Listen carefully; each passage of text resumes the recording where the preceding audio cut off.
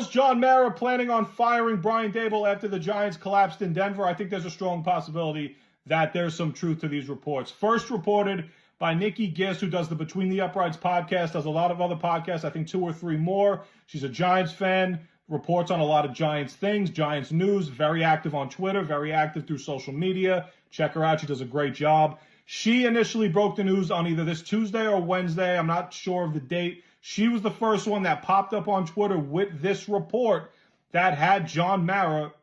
Brian Daboll was as good as gone, according to her report, with her sources in the building. John Mara was as good as gone, and cooler heads prevailed, according to the quote from Chris Mara, talking John Mara out of firing Brian Daboll on the spot, pretty much as soon as he hopped off the plane to get back to New Jersey with the New York Giants. What Chris Mara told John was to keep the coalition together for the rest of the season. Don't upset Jackson Dart. Don't upset the progression and the development that Jackson Dart has throughout the first 5 or 6 games of his career. He's looked very well, looked a lot better than most rookie quarterbacks have in their first 5 or 6 starts. Don't let him finish the season, because firing now will do no good for anybody, right? Firing a coach midseason, especially in the NFL, doesn't do much, especially for a team like the Giants who lack a lot of depth, and this regime pretty much sucks anyway.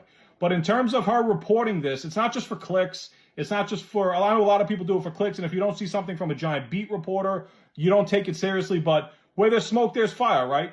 WFAN, 2 days later, 48 hours later, Sean Morash from WFAN says his sources, and he pretty much goes word for word with what Nikki said on Twitter, okay?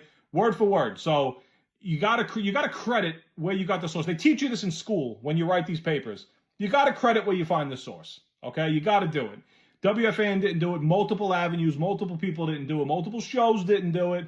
And it's really messed up if you don't give somebody the credit when they initially break the story, right?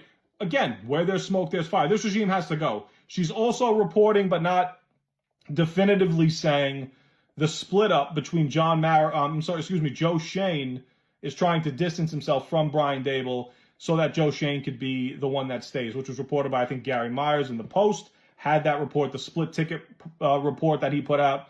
So yeah, that would have been a wild circumstance if Brian Daboll was fired on the spot, right? It had to be something to where John Mara was at his ends with this guy, like a lot of us are. But again, don't want one of them fired. Both of them have to be fired. Both have failed in their tenure here with the New York Giants. It doesn't matter. They found Jackson Dart.